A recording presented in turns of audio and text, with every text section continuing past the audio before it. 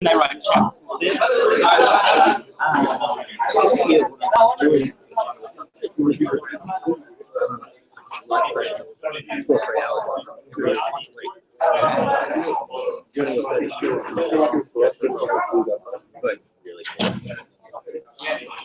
How do you use this? I mean, all your students. Oh, all your team members. So one per team. Cool. Not watching now. Might be more than joining. Oh, there you go. Put it away.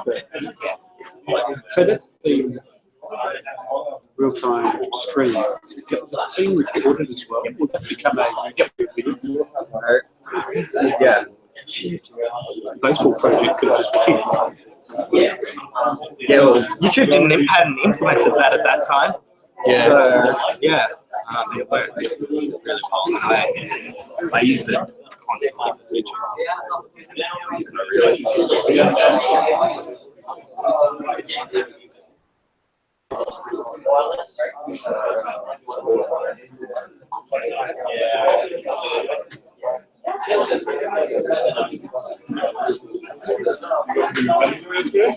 No, I didn't. I wish I was independent and wealthy. I could just spend time. There's so much other work to do. It should be fun. There's some Yeah, it's amazing what and the Bendigo students, I played on parts of that hackathon run by Bendigo City Council. I was there for the ignition day and we came up with 5 topics. So I thought, how about we get our students to do ITI to work on the same solution problems for the region. And that's where they got their original ideas from. And now we're opening up to the general public. And it's the first year, so it's not the you get started. bigger and bigger. I reckon it's way better than this. Yep. It's a bit more hands-on. People are a bit more serious. Well, always learning, and I found from my experience in the 3 iterations before you've got something cool. The first one, you're going to make the most mistakes. Second one, you make huge mistakes. But better the first time, but third time, but the fifth time,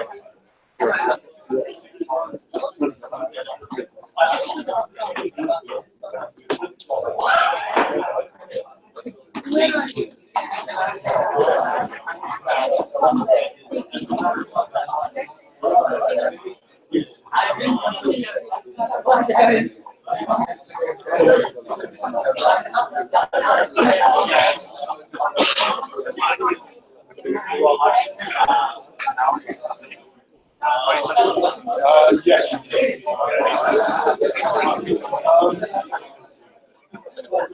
There is.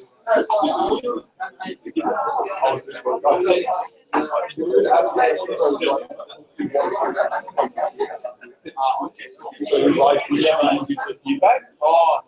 Robbie, yeah. Matt,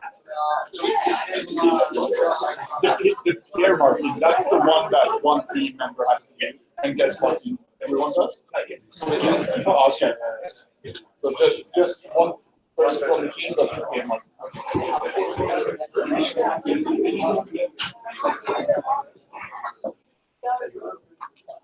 All right, good evening, ladies and gentlemen. Welcome to Pitch Night tonight for Ideas to Innovation. My name is Peter Moore. I'm an academic in the engineering department. I'm going to open up the proceedings tonight. Firstly, apologies from Eddie Custovich, who couldn't make it tonight. He's currently in the Parliament House of the New South Wales Government.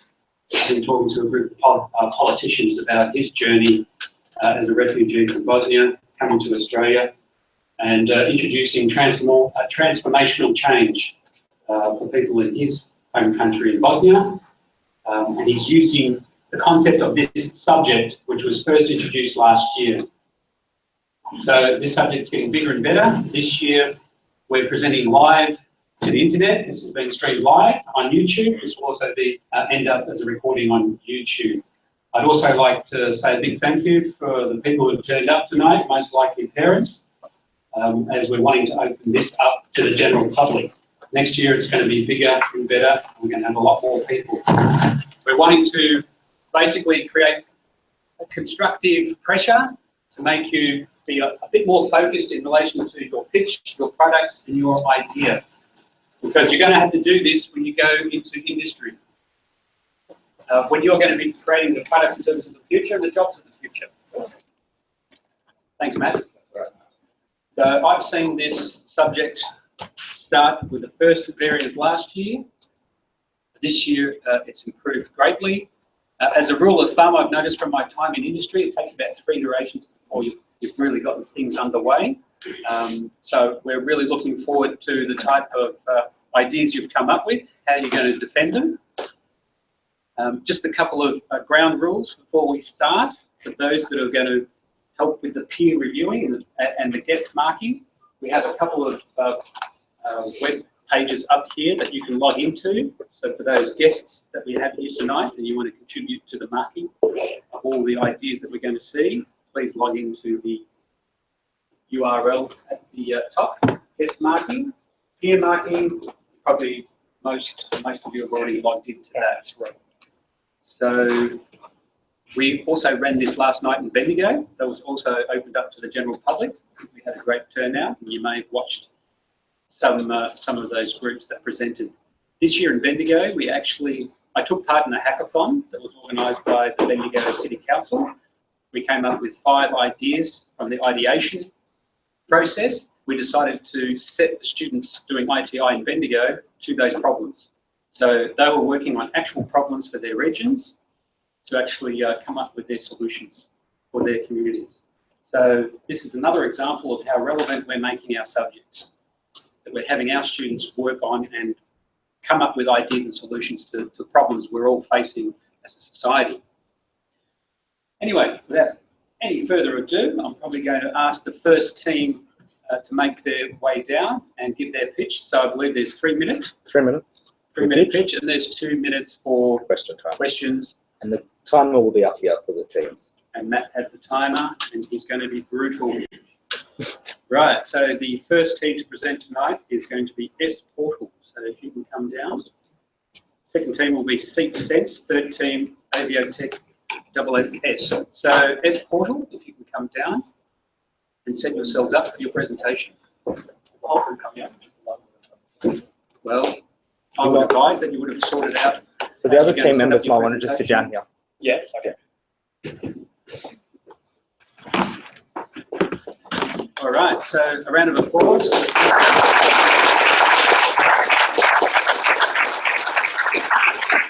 Guys, there's seats here.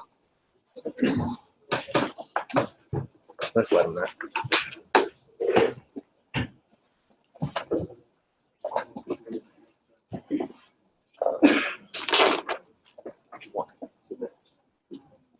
Sit there if you like.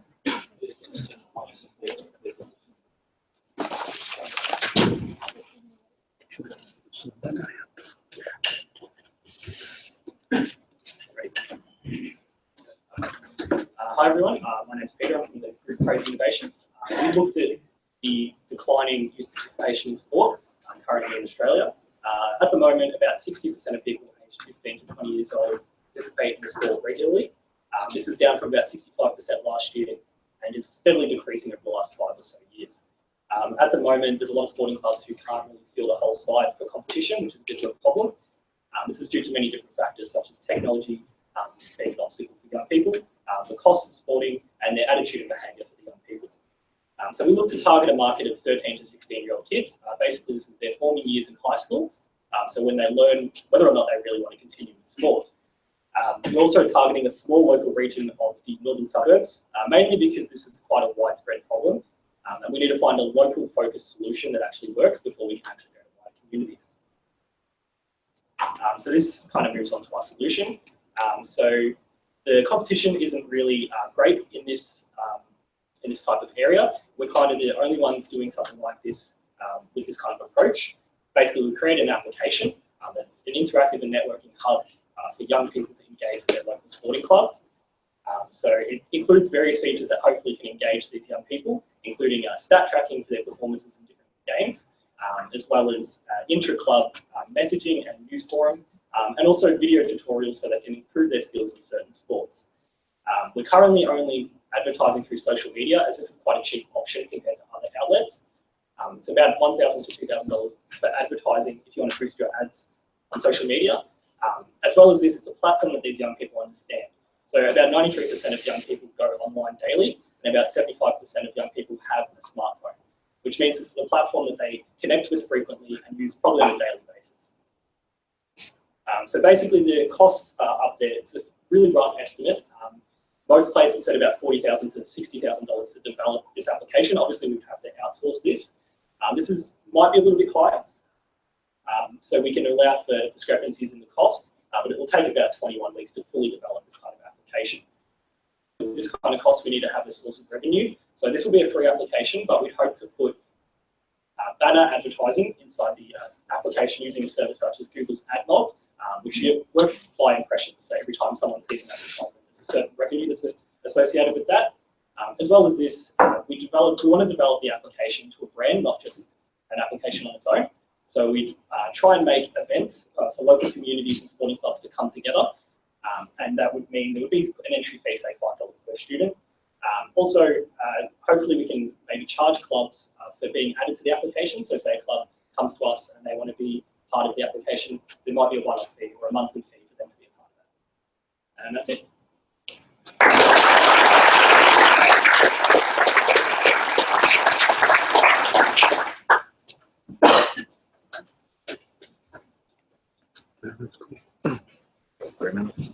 Yes, we open it up to the room for questions. We've got 2 minutes for questions. When you were doing background research, who did you speak to? What organisations? There was no organisations as such. We spoke to schools. And I guess it's not really, compared to some of the people here, maybe scientists and stuff like that. We spoke to schools which we thought was most relevant, and teachers within those schools. Also, we spoke to a lot of sports clubs as well. So coaches and things like that who have first-hand experience with this kind of problem. We heard mostly that there's a lot of teams in the local area that really can't even field a side for competition. There's a lot of clubs actually emerging now as well because of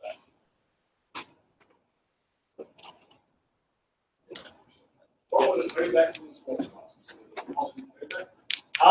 Some of them, yes, some of them, no. I think a lot of them kind of think that technology is also one of the major factors for this being a problem, because kids are more worried about their image on social media and things like that now than they are actually going out and just having a bit of fun.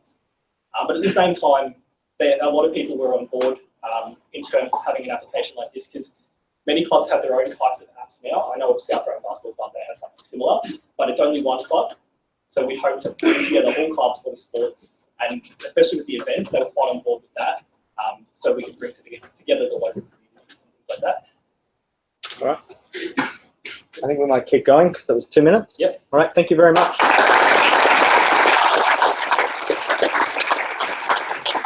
Ethan, make your way up.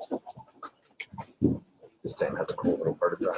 Sorry? This team has a cool little prototype. Yes. Yeah.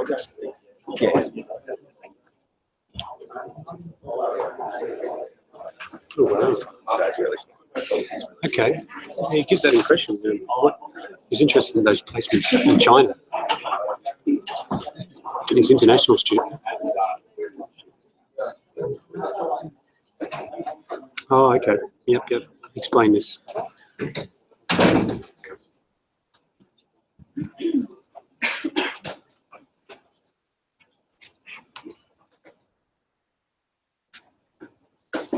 Whenever you're ready.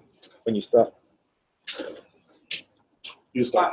40-degree hot day, you just finished a long hard day of work.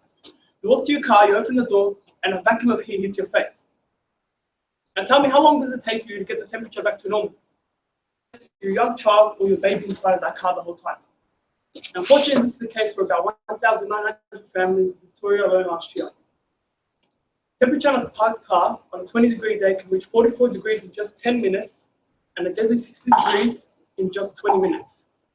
The fix that it has on a child just minutes after the deadly temperature stage has been reached can include a heat stroke, which can cause brain damage, and in worst case scenarios, even death. We created something called a product called the C-Sense. Now, my name is Dominic. This is Mark, Ray, Jose, and Ahmed, and we're the ITI crew. I'll now hand over to Mark, who will further explain the C-Sense. So the seat sense is a modified car seat that is able to alert the driver if someone is left unattended inside the car. It is fitted with 3 sensors: a temperature sensor that is located at the headrest, a heart rate monitor that is located at the seat belt, and a weight sensor is fitted under the seat. All these sensors are monitored through the head unit of the car. So, the seat sense is used to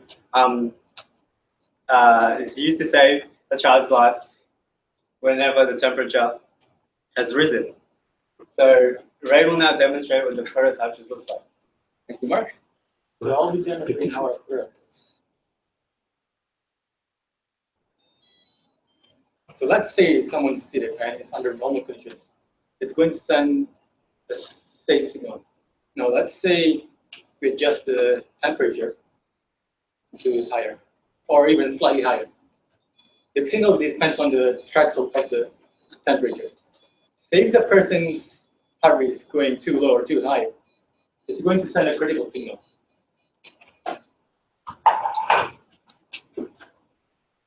So in terms of cost and funding of our products, the base cost of our product will be in range between $10 to $20 per unit.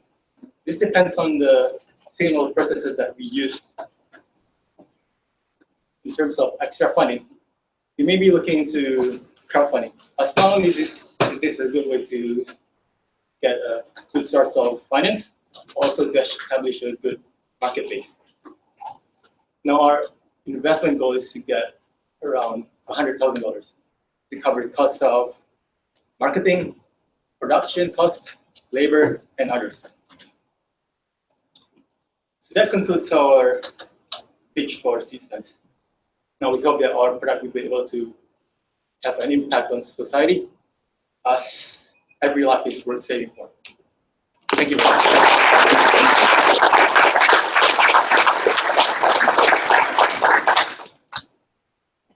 Questions?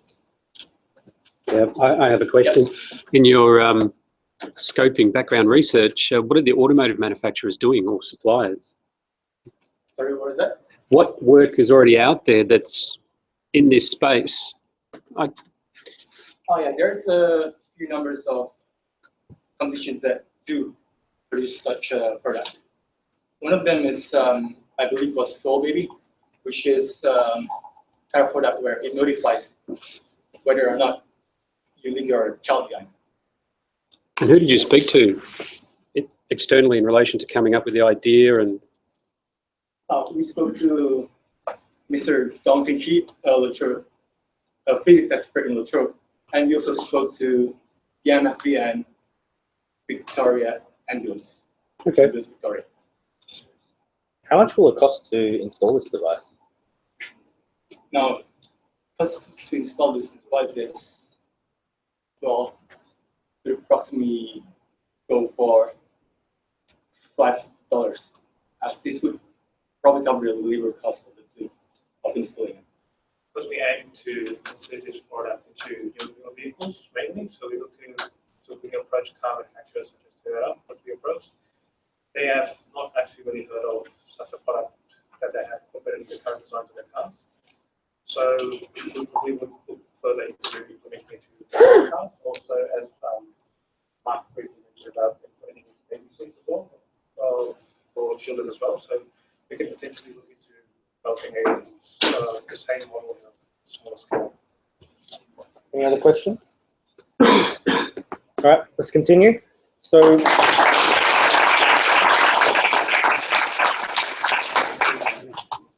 next is aero check.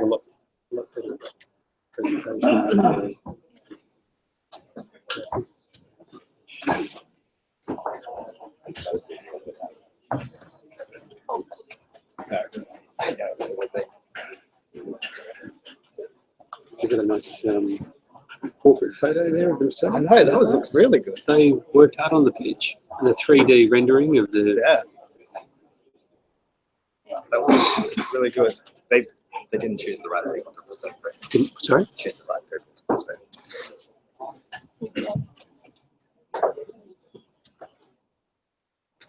When you're ready. Who here has heard of Black Saturday? Right. For the people who don't know what Black Saturday is one of the most dangerous bushfire happened in Australia. It actually happened here in Victoria back in 2009 and killed over 170 people. Now, since then, there has been no new innovation to prevent that from happening again until this day. Ladies and gentlemen, our product is not only going to save millions of dollars, it's also going to save thousands of lives. Here's how. We did a survey asking 40 different students from the Trobe University what they think the top 5 problems Australia is facing today. 50% of them mentioned bushfires. We then gave them an infographic that we have created about bushfires. Bushfires is a relevant or is an actual threat Australia is facing at the moment. 90% of them agreed and said yes. We then asked them one last question saying if they can rate the importance of bushfire from 0 to 10. 0 being not really important, 10 being extremely important. They got an average of 8 out of 10. So from this survey, we can conclude that from a diverse audience, bushfires are generally an important issue Australia is facing today. Ladies and gentlemen, we have decided to spend the last 12 weeks working on a solution for the problem of preventing bushfires in Australia. According to the Australian Government Geoscience Australia website, there are 3 factors that can start a bushfire, and that is a spark, oxygen, and fuel. Fuel, in our case, can be the oil found in the eucalyptus trees that are native throughout Australia. Now, if one of the 3 factors is missing, bushfires cannot happen, would not occur at all. And that's when our product comes in handy. Ladies and gentlemen, I'll introduce to you Aerotech firefighting system. Aerotech firefighting system, in our opinion, is the best solution for the problem. The way it works is a heat sensor that is placed on a radio tower. It takes heat caused by fire. It then sends a signal to the nearest CFA office, deploying drones to the site, extinguishing the fire before getting out of hand or too big. It does that by either dropping a fire extinguishing cell on the site or by sprinkling fire extinguishing chemicals on the site. By doing that, bushfires are eliminated rapidly, quickly, and cheaply. From our research, we have found one competitor, and that is the New York Fire Department. They have created and launched a firefighting drone back in March 2017, so over 2 months ago. Now, having minimal competitors can have its advantages and disadvantages. One advantage is that there's no certain standards to live up to, so we can play around with the standards and we can play around with the products as much as we want. One negative or one disadvantage is that we had no baseline to start from, so we had to start from scratch, which in our opinion is not really a disadvantage, it's more of a challenge. According to our research, it cost the New York Fire Department around $85,000. That is to create a prototype with including one drone. Now, what separates us from the New York Fire Department is that our product is mainly focused on extinguishing bushfires, whereas their product is mainly focused for inner city environments. Now, to take our product to a whole new level, we are expecting an investment of around $200,000.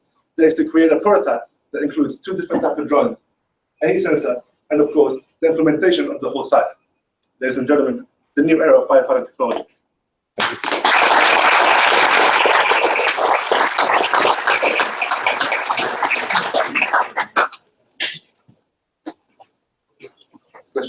I like the concept. I'm no expert with drones, but if you want to put a fire out, you need a fair bit of water. It can be very heavy. And the Black Saturday bushfires, the winds are at 120 kilometres an hour. I don't think drones can fly under those conditions. Right. The drones won't be being used while the bushfire's in its most raging point. They'll be being used as it's beginning. That's what the heat sensors are for. So they'll detect fire, and then the drones will be deployed. They'll assess whether it's a threat or not, then extinguish the fire. Yeah, so adding to what Jacob said, the drones are mainly focused to extinguish the fire before getting out of hand, instead of fighting the bushfire when it's already out of hand. Any other questions? Any other question?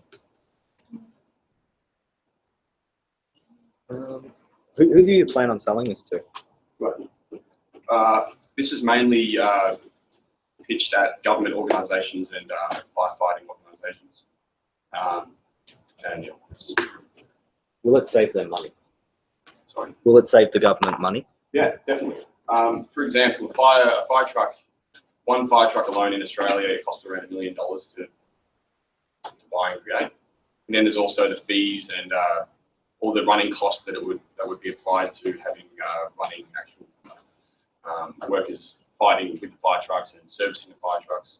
So for a $200,000 investment, it's a lot cheaper.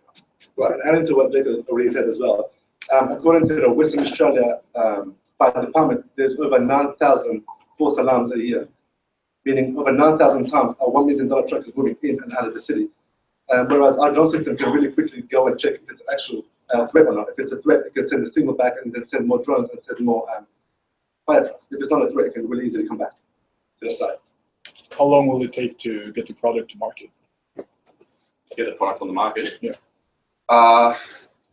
6 months? Yeah, I think it's around 6 months with all to actually create the product from scratch and research and then testing and then actually installing it into the environment. Did you speak to the emergency services? Because they are using drones. I actually did speak to a CFA member. She was all for the ideas. She gave us tips on how to maybe improve the idea. And what were the tips she gave? Just the speed, how long the drone will actually need to fly, maybe even the durability of the drone.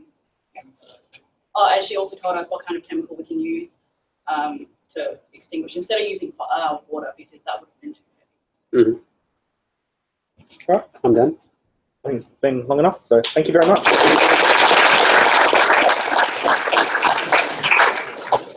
We next have Compal.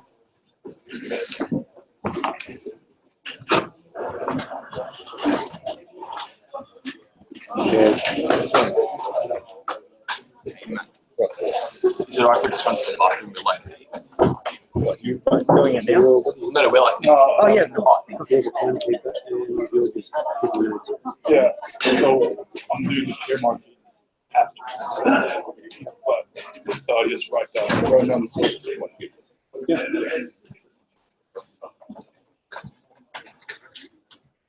Everyone ready? Right, whenever you're ready. Well, good evening, ladies and gentlemen. Thank you for attending tonight's pitches. My name is Daniel Hook, and I'm the team leader of Team Us. To my right over here, we have Connor Joy, Brandon Addis, Mackenzie White, and Josh Gow. Now, as part of the ITI coursework, we were tackling the issue of single-use disposable plastic in first world countries. 6 billion tonnes of plastic was produced in 2010, and for each kilogram of this plastic, approximately 6 kilograms of carbon dioxide was created. This resulted in 36 trillion kilograms of carbon being released into the atmosphere. And in Australia, approximately 20,700 tonnes of plastic go into landfill annually. These are some very drastic plastic use statistics, and we decided we would try and find a solution to this issue. Packaging is a large sector that uses a lot of plastic. Such things as envelopes and satchels use plastic, bubble wrap uses plastic, but the thing that we decided to target was pallet wrap. Now, pallet wrap is essentially glad wrap for a large-scale pallet, similar to what we have here at the front. It is used to keep the load atop a pallet in one place. It provides compression to keep the load still and safe. It can fit around non-uniform products, so it means that you can have an oddly shaped object and it will still be able to be held still.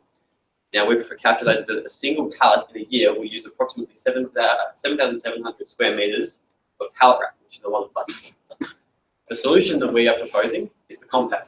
The Compal is a system of 4 canvas walls that are placed atop of the pallet's load, and these walls have inflatable bladders inside them. Now, the inflation is to provide compression on the load, similar to what plastic wrap does. Now, the Compal has advantages of being customizable and modular to different pallet sizes and different designs, and it is adaptable to existing pallets. The comparison between Compal and pallet wrap is that the Compal will cost a total of $500 to use, whereas pallet wrap costs $700 per year for a fairly high use. It will take 3 minutes to do pallet wrap, but it only takes 2 minutes to use the Compal. You can provide uniform compression on a pallet wrap system. However, the Compal, you can provide uniform quantified compression, meaning you can choose how much compression you apply to your load, keeping it safe up to the point you decide. And there is a reusable branding angle with our products, where you can color your Compal system to your company's needs and then it's reused over and over again. This will be an attractive thing for businesses as the Compal will improve your environmental image as you are reducing your plastic input. It saves costs in the long term, as there is only one initial cost for the Compal and there's very minimal running costs, and it increases the efficiency as it takes 1 minute less to wrap up your pallet. For the future of this product, we would like 3 months to develop a prototype. at approximately $35,000 cost. The prototyping phase will result in 4 fully functioning prototypes for marketing and testing. And then after this point, we will be looking for further investments to take the idea into the future. Thank you for your time.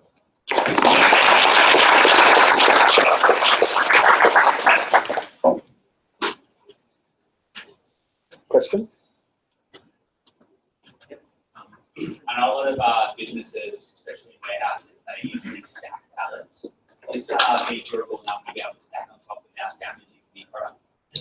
Not as a unit, it won't be, but the system that we're replacing is not stackable either. There are methods by which you can stack these, shelving or simple frameworks, but those systems will be applicable to our design as well. So you will be able to stack them with other methods. You said that one pallet uses 7,700 square meters of plastic wrap each year. Where do you get that number from? I spoke to several companies. One company that does a large amount of distribution across the nation, and they advertised they advised us that a pallet is wrapped around 4 times, 4 layers thick, and then we took the area of the pallet and multiplied by that and assumed the pallet was wrapped around 200 times a year. That's where we got that value from. Anything else? Right, we might keep going. Thank you very much.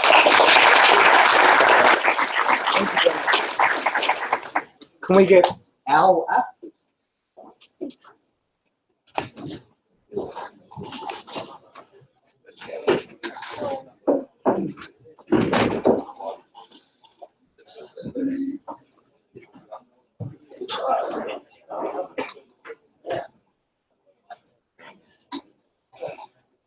Anyone ask any questions?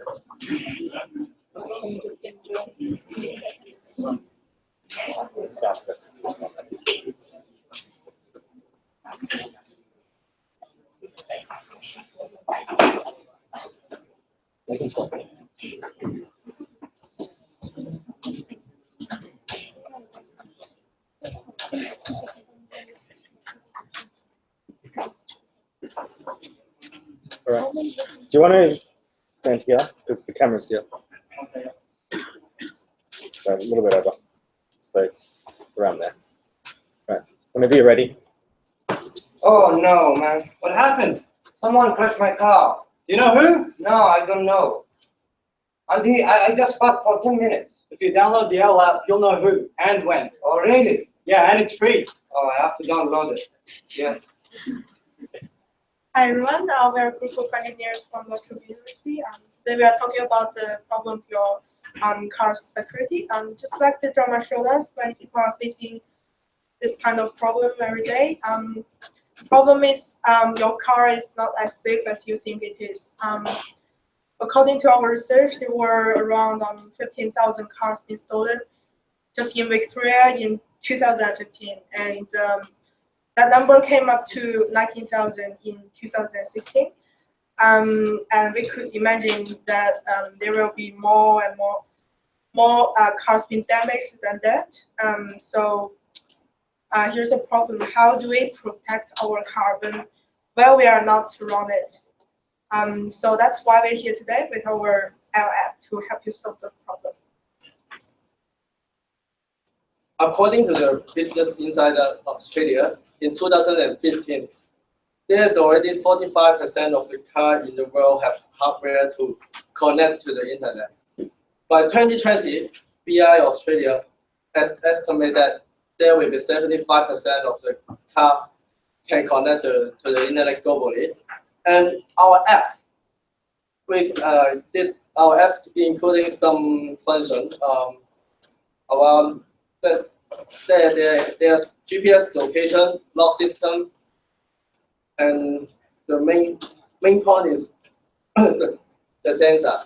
The sensor will connect. If there is something happen to your car, the sensor they will link to whole body part of the car. If something happens, the sensor will immediately to connect to the app. Then the apps will notify you immediately, and we estimate that to make the app just cost 5,000 Australian dollar, and it's free for people to download. And how we gain the money for the market from the market? Initially, we used the one-way that is advertisement. And after the research, if 1,000 person open 2 times of the app, we will have 75,000 Australian dollar per year.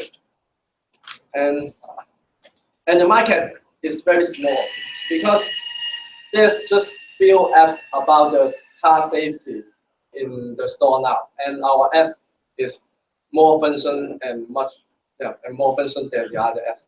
That's why if you have car, you must choose our apps and download our app. Yes, thank you.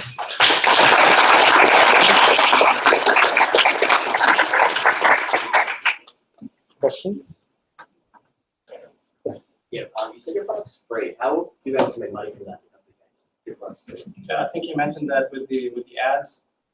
Yeah, so I think per view you get 10 cents using the Google ads. Then you can choose to pay $1 or $2 to cancel it forever. Yeah. Questions? You said your apps can lock in in case of theft. Sorry? What is the locking system that you set in your apps? Yeah, you can lock the doors with using the apps. So you can using You can check if your car's locked, unlocked doors or windows, or Also, this is not remotely locked car. no, you are able to lock it with using the internet. Okay, so if somebody on your phone just lock the car and lock the inside the car, what happens then? Sorry? What if someone needs that function and just lock the car? Is there any system to override that function? Yeah, the key, your car keys, open and close the doors. Okay. So if the car key, your lock function is okay. Yeah, the car keys override the app. Any other questions? All right, we might keep going. All right, thank you very much.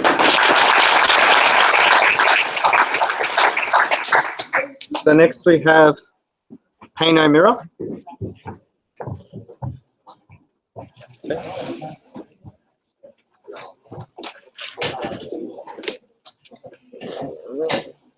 Should finish.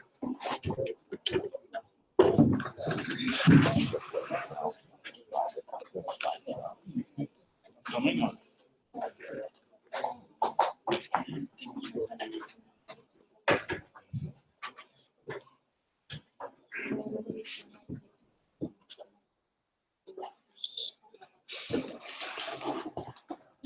All right.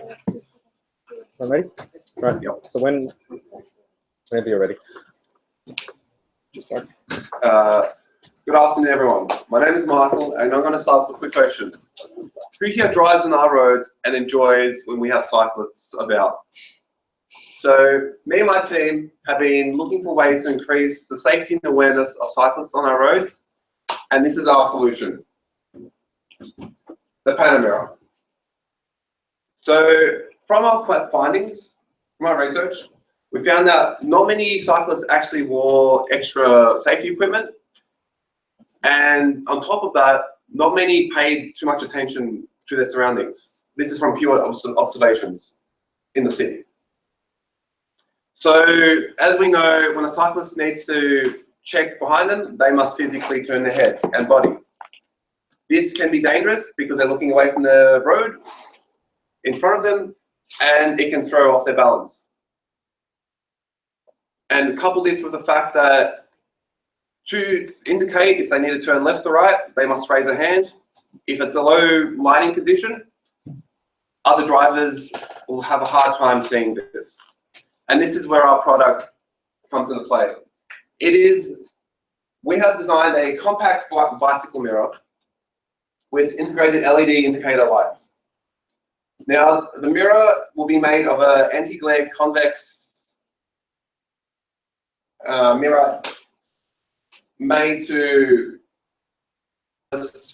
keep view of their blind spots and their rear view, and to stop any glare from cars behind them, from high beams or any lighting.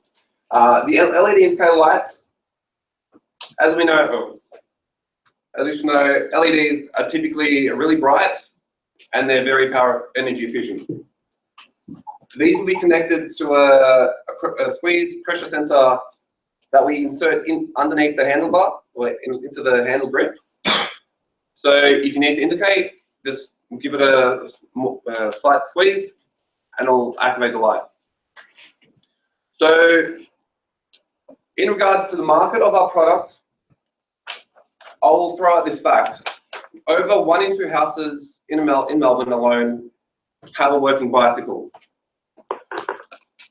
Couple this with the fact that every year more and more people are getting into health and fitness, riding into work. Soon enough, our roads are going to be filled with cyclists. Now, for that to, okay, so if that happens, we need more safety. And with that, that is our product. Our product is it's cheap, effective. With competitors, mirrors are typically more expensive. We want that to be on everything. We don't want an expensive thing to be, we don't want a product that should be a safety item to be a luxury. All right.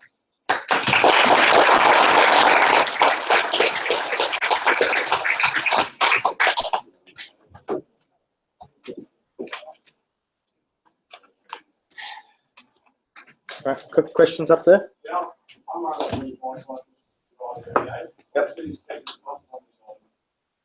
That I didn't get to say. So we plan to manufacture it for roughly $5, and we want to sell it for about $15.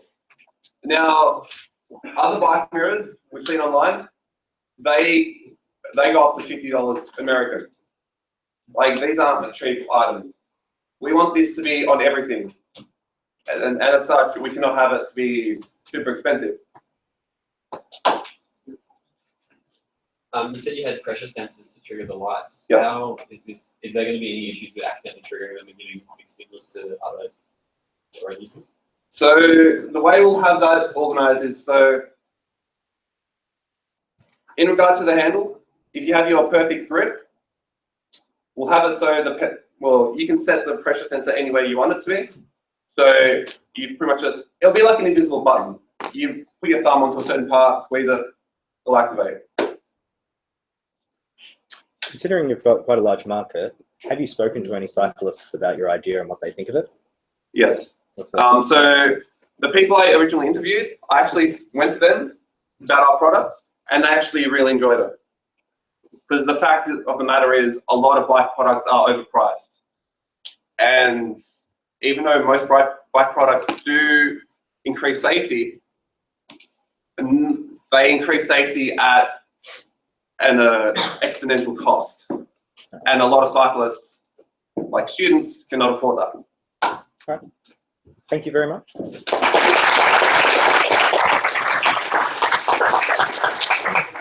Next we have Jadis.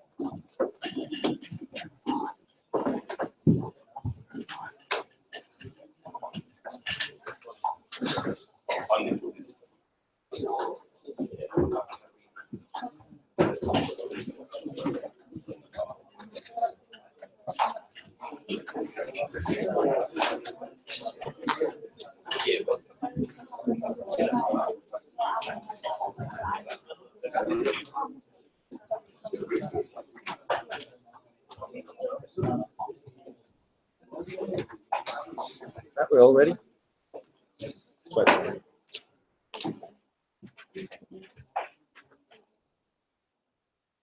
Awesome. Good evening, everybody. Today I'd like to talk to you about a new and innovative solution to effective home security. Now, the international average for home robberies is at a rate of 1.8%, according to drug use monitoring. In Australia, this rate is at 2.5%, meaning that all citizens are at risk of being victims by home robbery. Now, this is either due to ineffective home security or the belief that sufficient home security is just too expensive. Now, JS Security offers a comprehensive integrated security solution for suburban and rural households. Essentially, the system is monitored by the one interface so that the different components can communicate with each other and the system conditions can be monitored and recorded by this interface as well. Also, the components are upgradable in a modular nature so that the user can actually customize this product to whatever is necessary for their needs and also what they can afford. Therefore, our product appeals to a wide range of socioeconomic statuses. Not the first one's Alex. Hi, so my name is Alex, and there's two main factors and benefits to our product. So firstly, our product has Android and Apple functionality. So with your smartphone or tablet device, you're able to control all the security systems within your home. See if certain features need physical upgrades or software updates, and as well as purchasing new features on your app. Another great feature of our product is that it is continually upgradable. So as new features of security are released into the market, you'll be able to purchase these as soon as they're out.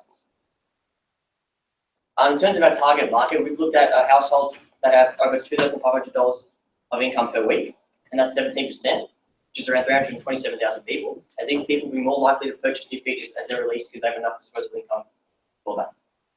In terms of investments, firstly, we're looking for $10,000 for our prototype, likely through seed funding. This will include the design, production, and testing of our prototype.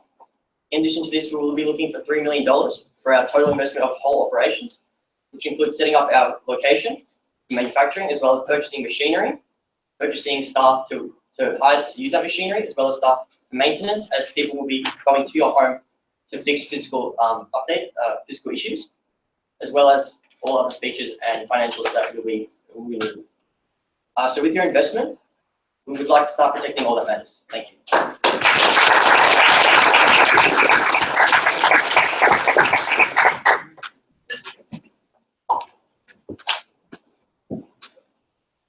Questions? How much will it cost for me as a homeowner to install your security system? Yeah. With our base model, we are only, it's for $1,000, but it's like how much you add, it will be add to that. Like if you want something extra, like we are providing roller shutter, that will be extra for that $1,000. What's included in your base model? Yeah, so our base model includes 4 security cameras, which are wired and 1080p quality. So we chose wired basically just because we had a wireless cameras for a cheaper price. We're looking at usually blurriness or fuzziness, which, you know, in a certain scenario, if someone's robbing your house, then what's the point of even having a camera? So what's also included is 2 self-locking locks for your door, which will be integrated into your Jutta security unit, as well as the whole installation of your system into your home. My question is, if your competitors have a more expensive product, will yours look like it's less quality because it's cheaper? Yeah, interesting question. No, not necessarily. Well, because I've looked at 2 other similar products which have 4 security cameras. Their price range is between $1,400 and $2,000, and ours we've priced ours cheaper at $1,000. There's a few factors why we've done this. Mainly because we're looking to reach to a larger audience. So, as I said, the target audience was 17% of households with incomes of $2,500 or greater. People also below that threshold can purchase our product. However, they might not necessarily buy certain features of the product. All right. Any other questions? All right, let's keep going. Thank you very much.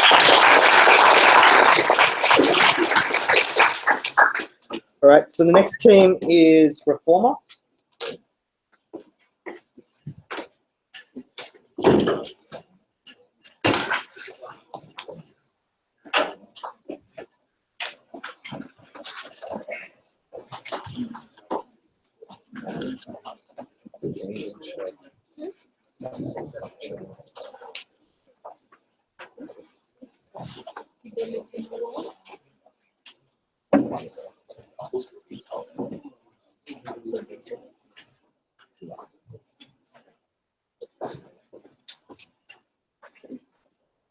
Whenever you're ready.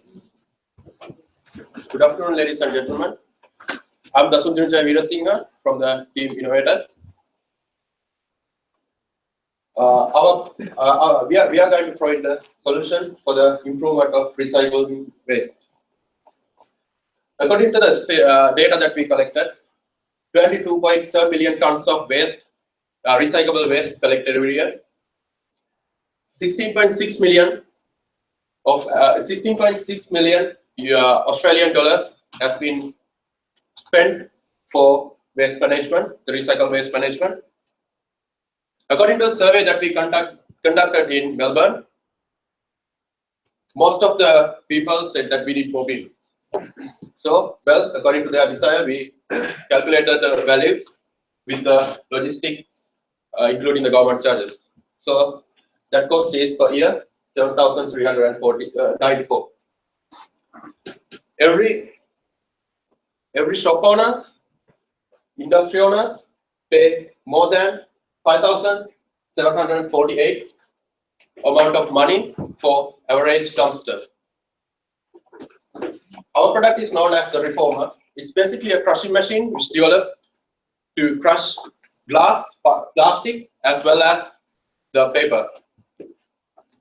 And because of its crushing mechanism, it crushes very small particles and it will expand your bin up to 7 times more. Talking more about the mechanism inside the reformer, we had the 8D zigzag blading system, which has the ability to crush everything into small particles. Of course, we thought about the safety as well. For the safety, we included the sensors which this reformer can sense their environment and environmental conditions. Of course, we made this product to sit on any environment, as well as it is very easy to maintain. You just separate every part by separating every part to replace if in any problem. Especially our 86 blade system has self-locking technology, so that the user, while this device is operating, the user can experience the most safety environment. Looking at the cost of the product, we have a rough estimation of $2,000, including the labor charges and manufacturing charges. Comparing our product with the previous statistic, you can see that our product is more profitable. Of course, we have a bunch of market competitors, but what makes us special is that we are not only cutting glasses, we are not only cutting one item, but we are cutting glasses, plastic, and paper. All right, thank you.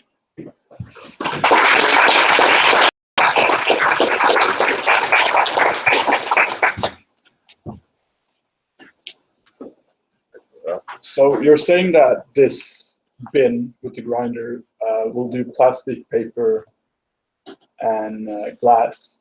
Yes. How will you?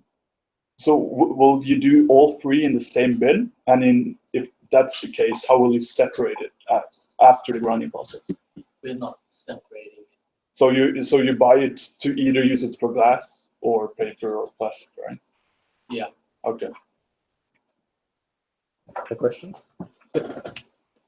Inside of that, the estimated cost, did you take into account electricity, as this is using electricity compared to normal bin inclusion? No, actually, we didn't measure the electricity, but this is our rough estimation. So, in the future, we'll be measuring all the things, and also we are developing it to work in portable in any environment. Any other questions? Why would say myself buy your product over just using my normal bin, which is just for free, that I can just roll out every Wednesdays, Thursdays, for the council to just come and pick it up? Oh, we are actually targeting the local councils, not normal consumers. Yes. Who are your audience? Local councils, as I just mentioned.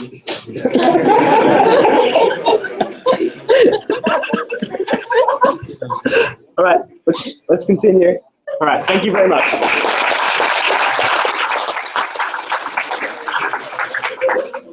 All right, listen up. All right. All right. So the next team on the peer marking isn't here, so we're just going to skip them. And the next team is garbage. Yeah, it's fine.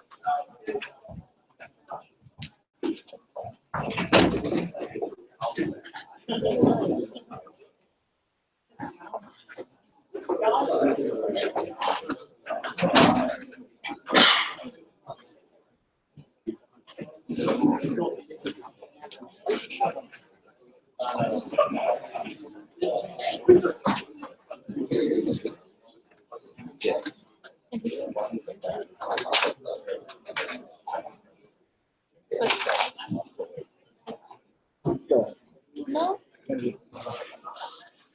That's awesome. When you're ready. Hello everyone, I'm Stuart Payne and this is Paul Fitzsimmons. And we are here on behalf of Victorious to present our idea to the $80 million problem of hard rubbish pollution in the Yarra River. Disgusting and filthy. These are just some of the responses we received while interviewing people about how they felt the state of the river in the South Bank was. The hard rubbish pollution in the Yarra River has been an increasing problem for over the past 6 years. The amount of litter from 2014 to 2016 doubled, as stated by the Yarra River Keeper Association. An increasing amount of litter is being washed off our streets and into our waterways after rainfall. The current solutions for this are the Bin to Bay program and litter traps. There are currently 17 litter traps spanned across the whole Yarra catchment, which rely on the water's current to guide the rubbish into these traps. To address this issue, my team and I have designed the garbage. The garbage is a small pontoon-influenced boat that runs purely off solar power. It uses motion sensor technology to slowly maneuver across our waterways. Via a conveyor belt, the rubbish is collected off the surface of the water and stored inside the hull. A time docking mechanism will be implemented so that the pontoon can be unmanned for the process of collecting rubbish. Once docked, the inner shell can manually be removed for then the rubbish to be emptied. The market size for the garbage is quite specific, and the audience of which we wish to sell our product to is Melbourne City Council, environmental agencies and Parks Victoria. While the river traps along the Yarra River are collecting a lot of rubbish, the state of the river itself is only getting worse with time. The benefit of using the garbage is that specific areas of high pollution can be targeted, and its manoeuvrability means that rubbish can be collected downstream or upstream with ease. By using the garbage in conjunction with the river traps that have already been put in place, cleaning our waterways can become much more efficient. In terms of funding, the estimated price to produce a single working garbage is between $5,000 to $10,000, and the estimated time frame will be 4 to 6 months. The funding, it will then be marketed towards previously mentioned groups for $15,000 to $20,000 each. The funding we are seeking will be used for sourcing materials to produce a working prototype and for the initial testing phases. So who's ready to invest in a cleaner future?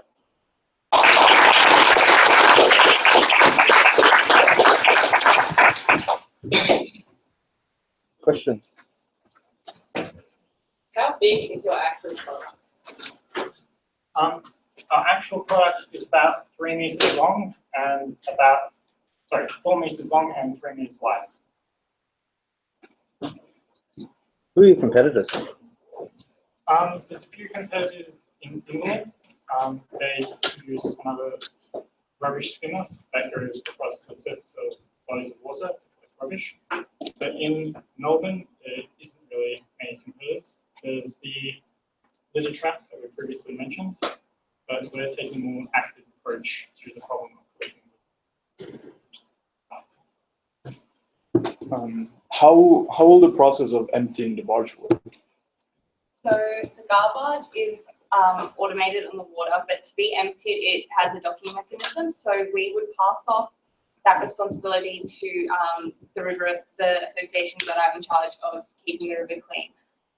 We are thinking that 2 people can easily empty the hull, and it also retracts. So the hull is pulled out from the pontoon, emptied, pushed back in, and the boat is sent back on its way to collect more rubbish. And also building on that, how often do you reckon it would have to be emptied? There will be a weight sensor in the barge, so when it becomes too heavy to operate at an effective capacity, it will be sent back to the dock automatically. So it depends on how much rubbish and what the weight in the boat is. Right, thank you very much.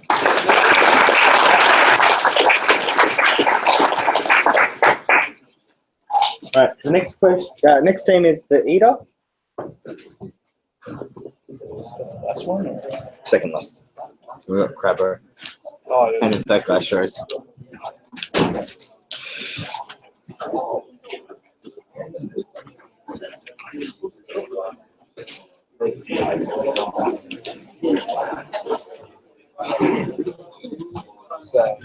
Quite an improvement from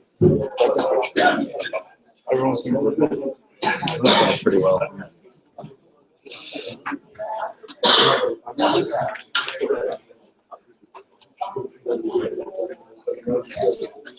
Oh, I put these two together.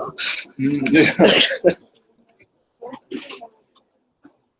All right, when you're ready. Do you know that every year the Victorian government spends $80 million removing 7,000 tonnes of waste from our rivers, as well as 95% of that coming straight from our streets?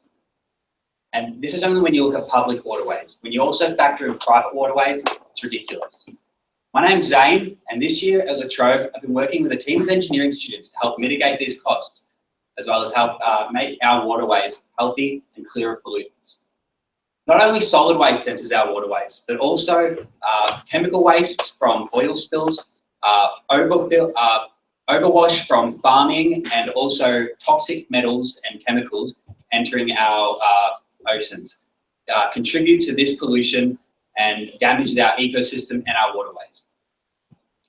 We put across a survey to over 100 Melburnians asking how often they see waste and rubbish in our waterways, and over 50% of them replied with a lot. And this isn't something that we enjoy hearing. And so as a team, we came up with the Eater. And this is hopefully our solution to help combat this pollution. As Zane said, our product, the Eater, which is an automated robot that collects the rubbish, stores into the compartments, and simultaneously filters the water out of the solid block carbon filters as well. This product got a function that stores the sample of the waters for the lab testings that gonna be helpful for the better scientific understanding around the world we live in. Moreover, this product gonna be totally eco-friendly, as we are targeting to use solar panels to generate the energy, and it would be stored into the rechargeable batteries. And we are also planning to apply some jet ski type engines to propel it automatically, so that it could survive more into the waterways well. The GPS technology and IR sensor technology we are using to navigate our robots into the water on itself. We are also trying to develop an interface which gonna enable human beings to control if required. Moreover, this product gonna be available into different sizes according to the use. When it's gonna be using into the creeks, it's gonna be small, but like the Yarra River, it would be comparatively bigger. With the finances, we estimated that 100 to 200,000 dollars of investment would be required to create a functional prototype and get the business into the running. This will not only make our land more beautiful, but also increase the aquatic system life as well. Thanks.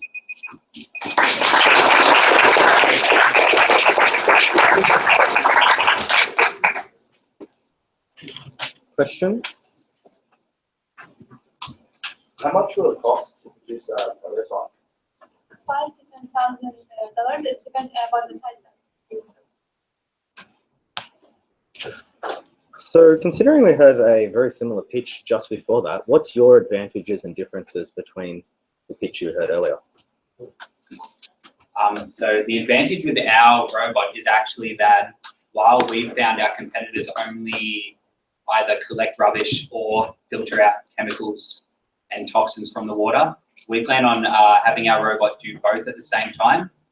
So it just makes it more efficient for our markets to actually clean the waters. Any other questions? Yeah. You were saying you want to install a jet ski type motor. Jet skis are notoriously loud. How would that play out in urban environments? We are planning to do a bit more of research and try to control the noises as well. But where the creeks it's not that densely populated areas where the rubbish is also a very big issue, it would be very great if we apply some jet ski. And we also assume because they'll be relatively smaller than jet skis, because our product is not quite that large, they should be quieter as well. All right. All right, thank you very much.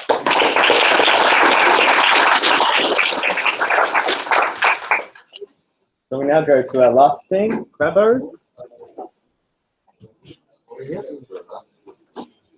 So ask lots of questions.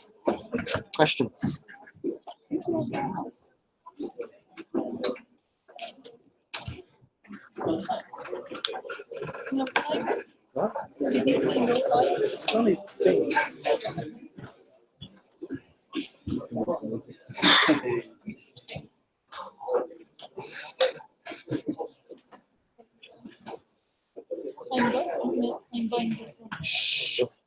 Hi. You don't get to see this very often, right? I'm here to talk about hygiene in public bathrooms. So I'm Colin. I'm an engineering student from a team of students from Trobe. I'm here to talk about public bathrooms. Didn't do it before.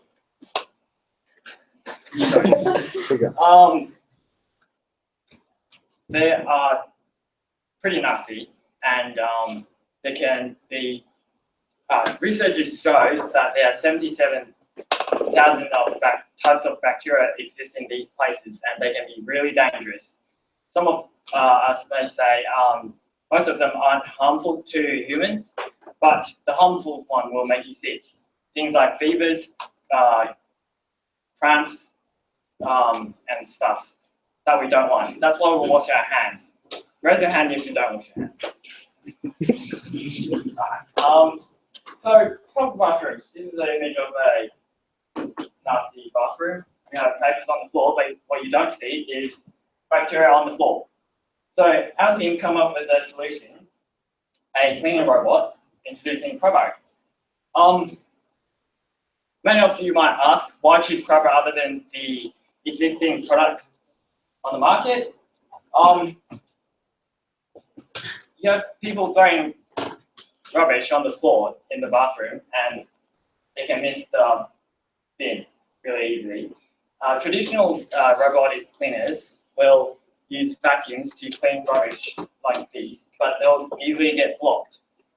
Trobe uses sensors to detect rubbish from the floor, and it has two arms to catch large rubbish, and it has brush on the back to catch small rubbish and dust.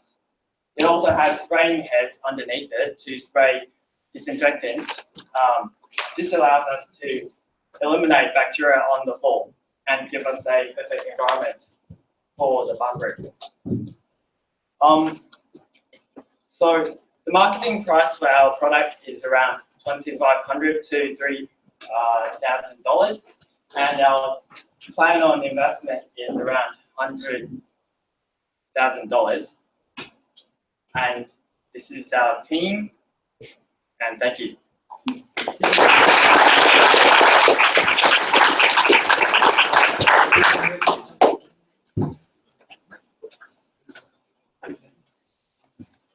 Question? So your product, will it be operating while people are in the toilets, in and out, or will it be like, for example, when like the toilets are closed, for example?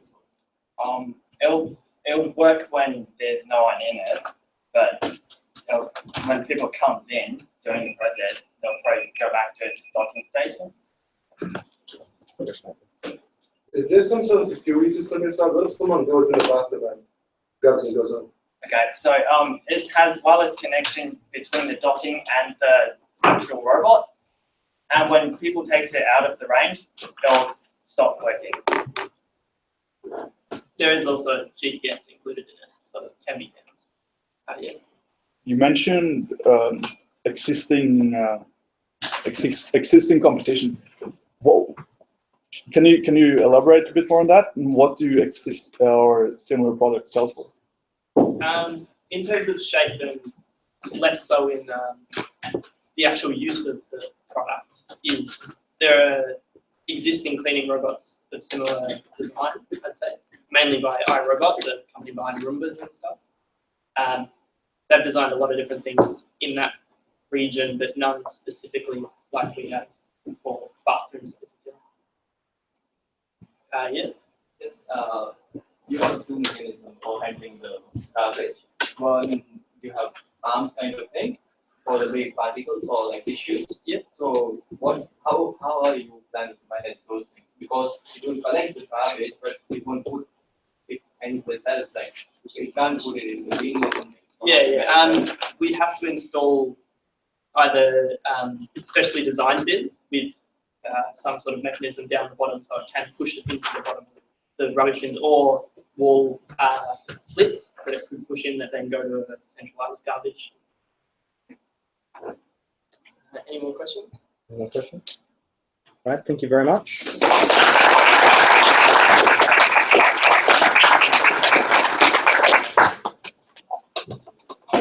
Right, it seemed that wasn't there, didn't show up. All right. So thank you everyone that came, and thank you everyone that presented. That went very well. To finish off, we've got some food and drinks if you want to talk to the teams more, and we might do a group photo as well before we finish. Okay? So if everyone wants to come up, we can do a group photo. Because